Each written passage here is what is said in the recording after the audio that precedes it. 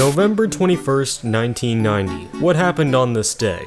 You think you got it? If you guessed the release of Super Mario Kart, then you would be wrong. This date is actually the release date for F-Zero in Japan, which, in a way, was the start of Mario Kart. You see, F-Zero was a pretty successful title, but a simple addition would make it that much better: multiplayer. So, for certainly not the first time, Nintendo said screw F-Zero and began working on a new racing series designed for a great time between friends and family. For the characters of this game, they started out with some normal dudes in overalls, and then they stopped to think and were like, wait, this looks familiar. And then the realization hit. That looks like Luigi. Oh, yeah. And Luigi, I mean Mario Kart, was born. Along with the brothers, of course, they brought in some other characters from the classic Super Mario Bros. Game like Toad and Princess Toadstool for the good guys, along with Koopa and Bowser for the villains. Now, with this game being in the Super Nintendo era, Super Mario World had been released, and they found its new character Yoshi to be a great asset for the game. However, they also wanted to trace back to Mario's origins, that being Donkey Kong, so naturally they selected Donkey Kong Jr. They also made some slight changes to the overall gameplay, other than obviously making everything Mario style to fit with the limitations of the SNES. This included a shortened track layout and a slower movement of the vehicles. This brought the developers to go-kart racing as we all know today. So now that we figured out the Mario and Kart parts of the series, Super Mario Kart officially released in 1992, and it was obviously a success. The game was themed after Super Mario World with its track design featuring Donut Plains, Choco Island, and Vanilla Lake, along with some other track themes inspired from the game like Ghost Valley, Bowser's Castle, Koopa Beach, and the infamous, notoriously hard challenge from the series, Rainbow Road. And yeah, we also have Mario Circuit as the basic course theme. Apologies for a terrible transition. Anyways, for the gameplay, it was pretty simple. Get first place overall in the cup to unlock stuff like more tracks, harder difficulty, and oh wait, that's it. In terms of mechanics, it was pretty interesting, with some key features being drifting to cut the corners quickly, a boost if you time your acceleration right at the start of the race, and everyone's favorite, rubber banding, baby. For those who don't know, rubber banding is a term used to describe the distance between you and your competition. The racers will speed up to catch you if you get out of range. On one hand, it's great. It always makes things interesting and races aren't boring. But on the other hand, it's super unfair, no one likes it, screw rubber banding. However, the most influential aspect of this game had to be the items. This was certainly a revolutionary feature that cemented the series as its own. These Mario-themed items were used to help you along the race, similar to a question block in the actual platforming games. The items included the well-known mushroom, a red and green Koopa shell, the Starman, the Feather Cape power-up from Super Mario World, the lightning, which is just lightning, a banana from Donkey Kong, and oh god. Whether it was speeding up,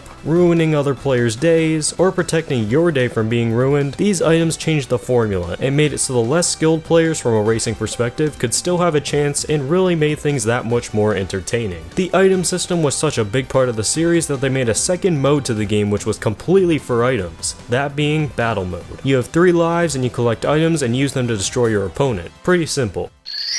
Anyways, with the Nintendo 64 about to hit the surface with 4-player play, it seemed like a new Mario Kart game for the system would be a match made in heaven, and it certainly was. Mario Kart 64 was when Mario Kart really became Mario Kart, and is a favorite for a lot of people. I mean, the improvement between the two games is so drastic I can't even put it into words. Everything being in a 3D environment puts a lot more personality and charm into the characters and courses, on top of the verticality making racetracks much more than a boring loop. You still had your circuit tracks, but you also had some great ideas like a desert with a massive honking train, a highway with other traffic to avoid, a chocolate mountain. I mean, I could keep going. The items were also given upgraded alternatives like the triples, golden mushroom, and the banana bunch, along with some new items like the fake item box, boo, and oh hello there, the blue shell. It wasn't a big deal in this game, but at the time it was developing into something more powerful than anyone could have imagined. They may have gotten rid of the coin once and for all, at least that's what we thought at the time. However, it came with a price. But we'll get to the mass destruction later. For now, we have the character roster to talk about. It was originally planned to have Kamek from Yoshi's Island to make a debut in this kart racer instead of giving Donkey Kong his redemption, but DK finally made the cut and they never looked back. At least Kamek is playable in 8 Deluxe for your enjoyment. Wario from Super Mario Land 2 was also added to the roster in place of Koopa Troopa. In terms of new gameplay changes, it has the same idea here. Aside from an unlockable engine class designed to modify the tracks and flip their layouts, pretty much the only notable changes are the ramps working differently and the mini turbo being added, a speed boost for executing a full drift. And don't forget drifting's evil twin brother.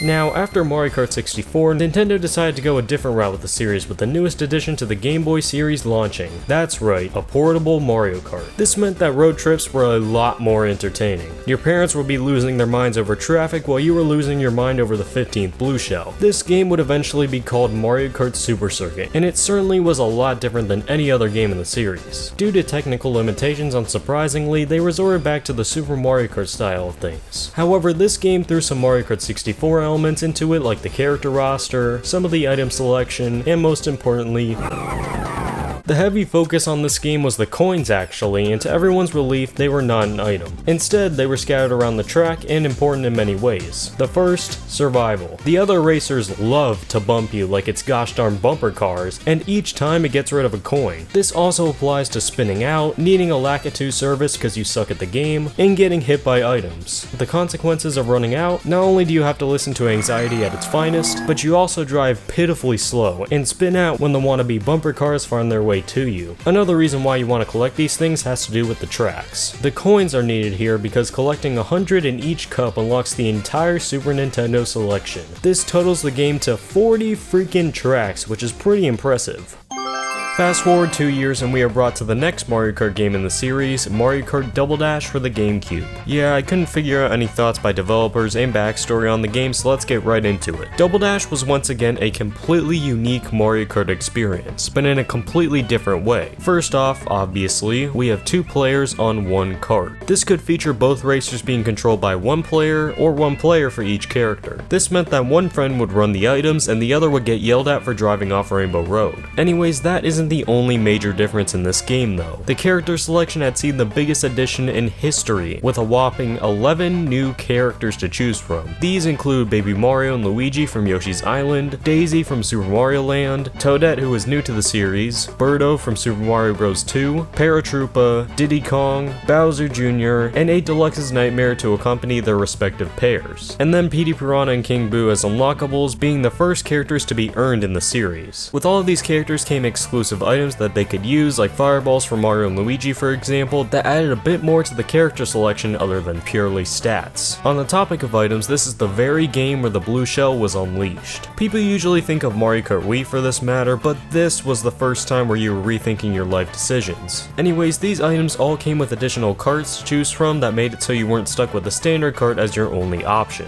This game also had a decent selection of courses, with some being DK Mountain, Wario Coliseum, and World War III. For the gameplay mechanics, it certainly had its own spin on things. The drifting, controls, and plenty more are completely different and take some getting used to. The only other thing to really mention here is the All Cup Tour, which is a combination of all the tracks at once in a difficult challenge. It's a really fun game. Now, between Super Circuit and Double Dash, Nintendo had this hidden, super secret plan up their sleeves. You see, with the uprise of the PlayStation after the infamous betrayal, Nintendo was losing the war, so they partnered with Sega and Namco to release the Triforce arcade system. This allowed the two companies to use that revolutionary GameCube hardware to create their own games, and Nintendo's popularity to spread. Now, Sega went on to do other things with the console, but Namco decided to create a Mario Kart game, and this led on to be Mario Kart Arcade GP. It was an arcade version of Mario Kart, no doubt about it. Since this game was produced by Namco, you bet that they wanted in on the character roster, with Pac-Man, Miss Pac-Man, and Blinky claiming spots on the roster. Like Double Dash, it is known for its items, with over 100 at your disposal. Geez, that's a lot of mushroom. Another weird thing about this game is that the Grand Prix selection in this game is really just the same track a bunch of different times. Think about it like the tour version of tracks, but it's the same one in each cup. This is okay though, it's an arcade game after all. After the cup is completed though, there is a challenge to complete with a certain task at hand. Keep this in mind for later in the video.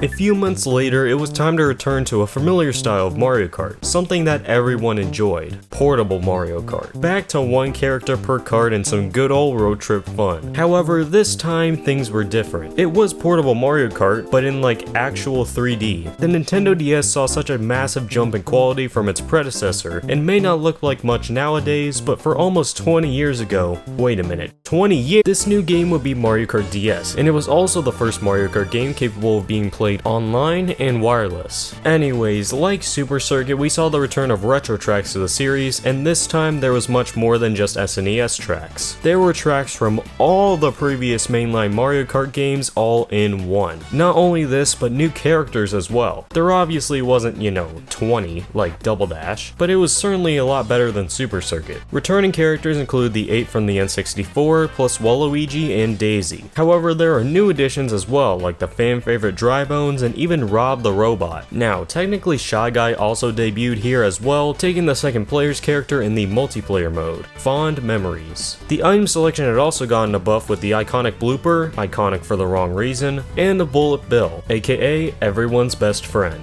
Anyways, you remember the challenges from the arcade game? Well, that concept was used in the game's mission mode, arguably the biggest advantage that this game has over the others in the series. You had 8 tasks followed by a boss for each level. Overall, Mario Kart DS was a major improvement over its past editions and nearly tripled the success of Mario Kart 64, the previous holder of the Mario Kart record. Right after Mario Kart DS, we flip right back to the arcade series for the second installment, Mario Kart Arcade GP2. This will be quick though, since this game really didn't do too much different from GP1. For starters, new characters were brought in like Waluigi and Momechi from Namco's Tamagotchi series. Other than that though, we have some new items and most importantly the commentary. If you know, you know. Anyways, after that short detour, we head to 2008 for our next section. To paint the picture here, the Nintendo Wii was selling like hotcakes with Wii Sports, Super Mario Galaxy, and those gosh darn motion controls that no one could get enough of. And then they threw Mario Kart in there.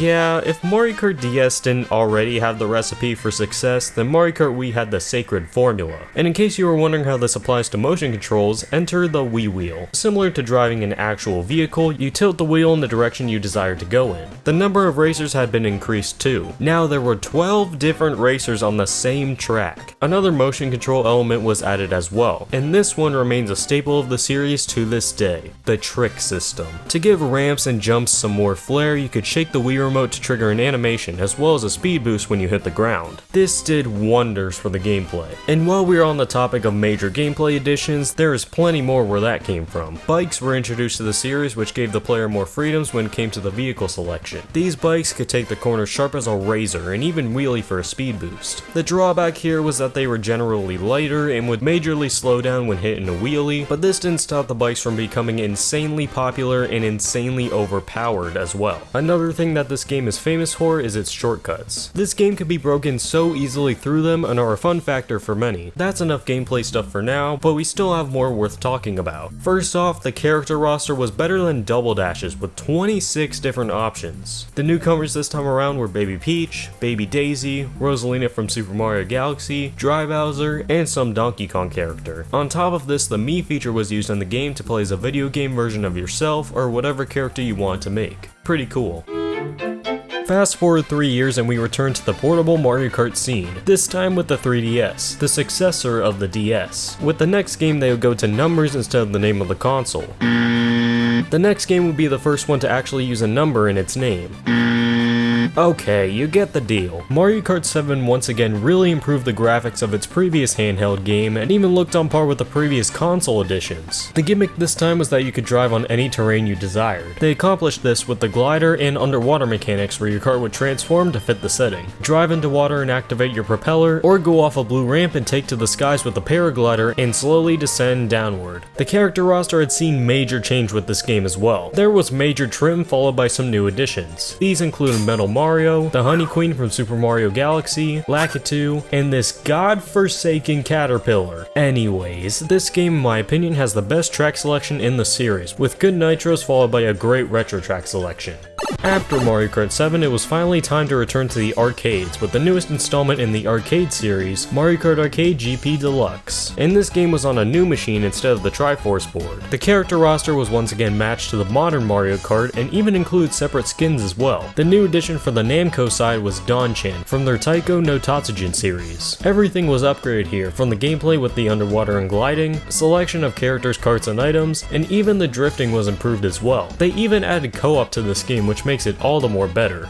Getting back to the main series here, the Wii U had been released between Mario Kart 7 and Arcade DX, which wasn't doing so hot. I mean, everyone knows about the failed console and you can see why here. It took until 2014 for a selling point to finally hit, but little did we know that this would still be the current Mario Kart 10 gosh darn years later. Mario Kart 8 was the modern Mario Kart of the time, and Nintendo took that way too literally. And at the time you were probably like, well, what's new this time? And the answer was, not much. I mean, anti-gravity did exist, however no one was losing their mind over driving at a slightly different angle. One thing that was quite impactful though was the antidote of the blue shell plague. Ladies and gentlemen, the super horn. Now it was actually possible to escape the wrath of the Mario Kart gods when you were in first place. The new character additions were certainly the best they'd ever been for this game, with oh god, holy crap, and why. Two canon-breaking abominations and then the Koopalings who have made their re-emergence in New Super Mario Bros. 2. Quite the roster, eh? To put salt in the wound, this battle mode was absolute donkey, with the most bare bones modes and no stages to play on at all. That's right, they would straight up just put you on regular racetracks, which was so boring. Some of these problems would be solved though with the DLC for this game adding some cross-series characters like the Animal Crossing cast, plus Link, and then a few others as well, on top of some new tracks with some themed after other Nintendo games like Hyrule Circuit, Animal Crossing, and the F-Zero courses. A pleasant surprise. However, even though this was one of the latest and greatest Mario Kart games, it still didn't quite do the job. The Wii U was still a failed console despite the heavy carrying that this game did. However, Nintendo was going to make one of the best decisions that they could have made. You see, the Nintendo Switch had released 3 years later, which was a hybrid portable and home console with multiple uses. This meant that games could be played on the go and with up to 4 people at once for something like Mario Kart. Little did everyone know, but this game absolutely exploded, not only claiming the spot as the best-selling Mario game of all time by a long shot, but cemented itself as the 6th best-selling game of all time. Part of this was for its improvement over the Wii U version. The Splatoon Inklings made it in on top of many missing pieces. There were still some fan favorites missing, but the roster was still great, and that was only the character roster. The battle mode was completely fixed, and had become one of the best Mario Kart battle modes to exist.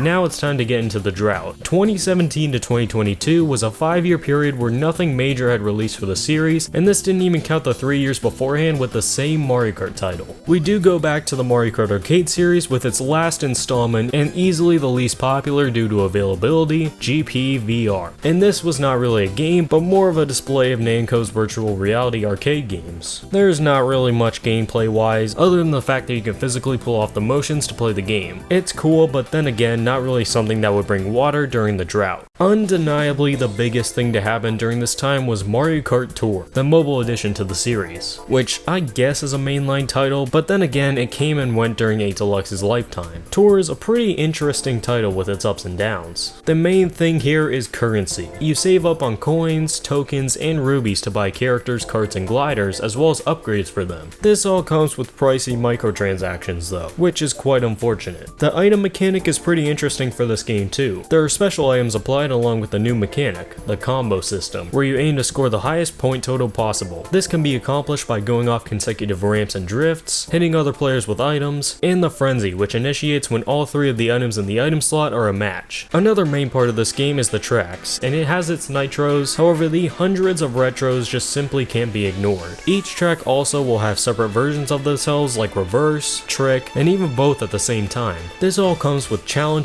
which aren't on par with the DS ones, but a breath of fresh air nonetheless. Unfortunately, its content is too much and can exclusively be accessed with only 6 tracks per 2 weeks. Mario Kart Tour has just been lost recently, having all new content cut off on April of 2023. This brings us to the 35th anniversary of Mario, where we got something that had never been seen before in the Mario Kart series. A home remote control racing game had been announced where Mario Kart could be played in your own living room. It reminds me of that Anki Overdrive thing that was pretty big like 8 years ago. Anyways, on one day in February 2022, the drought was officially over with the Mario Kart 8 Deluxe Booster Course Pass, which I've already explained the timeline for in this video here. Go check it out.